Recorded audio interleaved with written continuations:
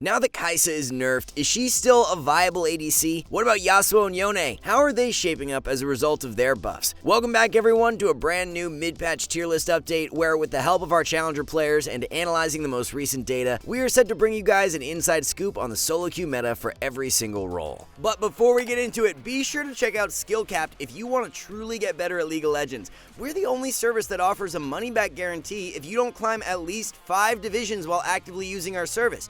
We do this because our service really does work, and if it doesn't work for you, you shouldn't pay. Learn more at the end of this video or click the link in the description below. Even though the Aatrox nerfs this patch were a partial revert of the 13.14 buffs, he's fallen in power a bit more than anticipated. Champion is still a great pickup, especially if you are abusing the new Duskblade build that we covered in our recent builds video, but he's not the same OP pick of 13.14. As a result, we will be shifting Aatrox out of OP and down into S for the mid-patch update. Thanks to his buffs this patch, Yone is actually in a better spot as a top laner than he is as a mid laner. The champion actually fares quite well into Aatrox, as he's able to take short trades around E and avoid Aatrox Q damage. Renekton is one of the meta matchups that can be of more trouble due to his point-and-click stun easily locking you down, so as long as you ban him out, most other matchups are manageable. It's really the 2-item core of Kraken and Hullbreaker that is providing Yone with a ton of strength in the mid-game. Just so much raw dueling power out of this setup, and it makes finding pick plays in the side lane effortless. If you want to start playing Yone, our Master of Minutes course found on our website will help you out tremendously. Due to his buffs and ability to play well into Aatrox, we will be giving Yone the bump from B into A for mid-patch. Moving on to the top lane tier list, there are a couple of adjustments we have made for mid-patch. With Aatrox dropping from OP down into S, Illaoi will be moving up and taking his spot alongside Camille and Malphite. Illaoi has been on the rise in recent patches due to favorable item buffs like Sterix and Hullbreaker, and she fares extremely well into highly played meta tops like Renekton, Garen, Darius, and Malphite. It's really only Mordekaiser who gives most Illaoi players issues, so if you just use your ban on him, you're set. With more of these spellcasting bruisers like Aatrox being heavily played in meta, it hasn't been very positive for Shen, so we will be giving him a small adjustment from S into A. A few of the most valuable top lane bans of the patch include Fiora, Aatrox, and Malphite. To escape low elo the fastest, look into adding one of Malphite, Mundo, or Garen to your champion pool. Due to her recent buffs, we had moved Diana from B tier up into A, but we're taking it one step further for 13.15 and bumping her into S. Not only have the buffs increased Diana's power, but her build versatility is something we really like right now. Diana has the luxury of going either a full-out AP one-shot build, or she can pivot to a more bruiser setup. This allows you to adapt to each game extremely well, and gives Diana the ability to thrive into both squishy and more tanky comps. The more bursty build you can run consists of rushing Rocket Belt and going Shadow Flame second. Our challenger jungler BMX Specs just completed a full game commentary playing this build that can be found on our website. As for the bruiser build, it revolves around rushing Nashor's Tooth, going Jockshow second, and then Demonic Embrace third. With these farming junglers like Diana and Shyvana making their way back into meta, climbing from low elo in jungle has not been easier in a while, so look to take advantage. One more minor adjustment we'll be making to the jungle tier list for mid-patch is moving Kayn up from A into S tier. As more and more players transition over to the Duskblade build on Kayn, his win rate continues to rise. Gore Drinker has started to fall out of meta as of recent, as Duskblade is just way too good in its current state to pass up on most of the time. Couple this with the fact that we are seeing so many engaged melee supports being played right now, and it really helps out blue Kayn a ton. With enchanters in meta, red Kayn is often more optimal due to your team's likely lack of a front line, but when your team already has strong engage, it makes following up with blue Kayn and one-shotting whoever your team CCs super easy. If we take a look at the complete jungle tier list, OP tier does not change from mid-patch, as it's being locked down by Kha'Zix and Rek'Sai once again. Turns out we were a bit too optimistic in regards to the Taliyah buffs, as we had bumped her from B into S for the pre-patch tier list, but we'll meet in the middle and be placing her in A for mid-patch. For Diamond and above, Taliyah is definitely a really strong pick, but she is struggling more in the lower ranks, and since we weigh our ratings more so on the power of champions in Diamond and below, it makes more sense for us to have Taliyah in the A tier. In regards to the Ivern changes this patch, they have landed pretty much where we expected, enough to remove his OP tier status, but not enough to remove him from meta, as he's still a solid S tier pickup. Night Harvester build is definitely much weaker now though, so if you are going to be playing Ivern, Shurelya's or Moonstone are going to be the better mythic purchases. It's kind of unfortunate that this fun way to play Ivern has been removed from the game, because let's be real here, nobody really wants to play a support in the jungle, and that is likely what Ivern goes back to being now. A few of the best jungle bans of the patch include Evelynn, Kha'Zix, and Graves. Rammus, Shyvana, and Nocturne are by far your best bets to climb out of low elo the fastest from the jungle. Now that Naafiri has been out for a patch and everyone is beginning to play her optimally, champion is looking extremely powerful. The priority on first strike as Naafiri's keystone Touchstone rune has been on the rise as it's heavily outperforming Electrocute. Electro is still going to be great in those range matchups, but in melee lanes, the value of First Strike is extremely high. Build versatility of the champion is absolutely incredible as well, with Bruiser and Assassin setups in powerful spots. You can run Eclipse into Black Cleaver when playing against comps that are more tanky. Into heavy, squishy enemy comps, going for Duskblade into Prowler's Claw can do the trick. There's even the Ravenous Hydra Rush setup that is quite sleeper right now, and is a really strong snowbally pickup if you get ahead early in lane. All in all, there are so many ways to make Naafiri work right now, and we will be giving her the bump from S into OP for mid-patch. Having a look at the mid lane tier list, we are making a few alterations, as Naafiri is going to stand alone as the only OP tier champ. For Diamond and below, when it comes down to that solo carry champion, Naafiri is just a cut above everyone else right now. With Naafiri being the only OP tier mid, it pushes Nico and Talon into S. Still really strong picks, but just not on the same level as Naafiri. Another mid lane champ who's on the verge of moving into OP tier is Xerath. Xerath changes last patch were amazing, and he's even being pulled out in the pro scene again. He's just still not super blind pickable though, with meta assassins being an issue for Xerath, which is holding us back from moving him into OP.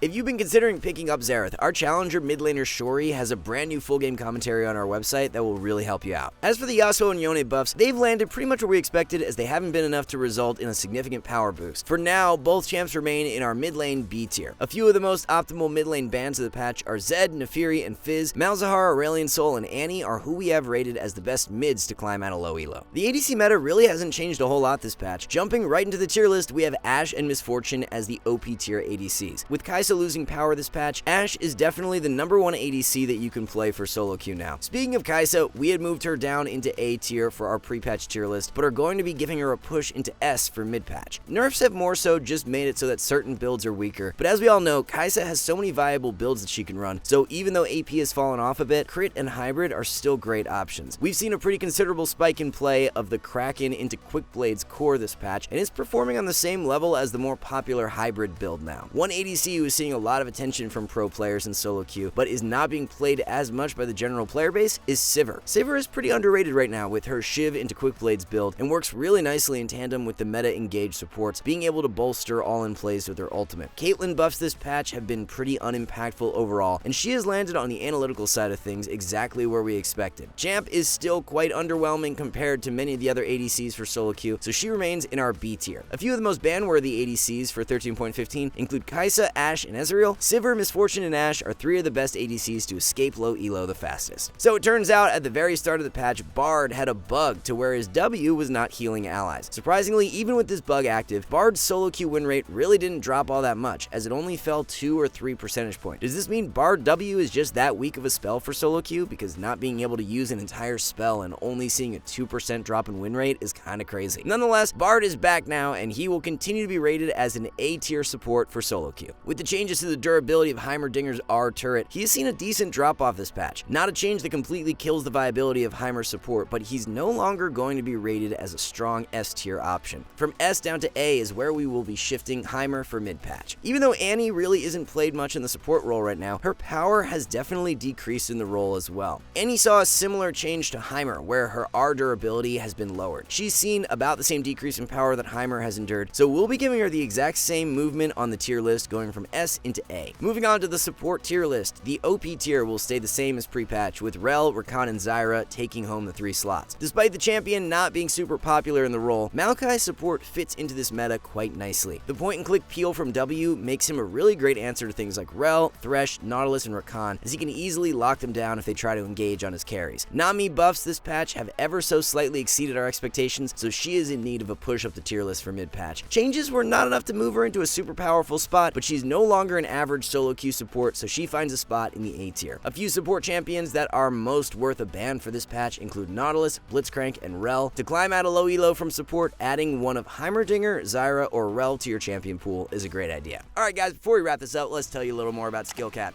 So, we offer a 5-division rank up guarantee, and think that's a pretty crazy thing to offer. It's like a gym membership guaranteeing you'll get ripped. Your local gym would go bust if they offered that, right? Not us. We've offered this for years because our service really does work. It works so well, in fact, that we're able to produce by far the largest catalog of premium league guides on the internet. We add over 20 videos a week, with over 1,600 guides curated into over 100 courses no one can compare. We've also sent challenger players into Elo Hell 714 times and counting, where they commentate how to carry live. They also respond to all questions asked. Sign up today for as little as $6.99 a month if you are serious about improving. So that is going to round out everything for the 13.15 mid-patch tier list update. Thanks so much for watching, everyone, and we'll see you in the next one.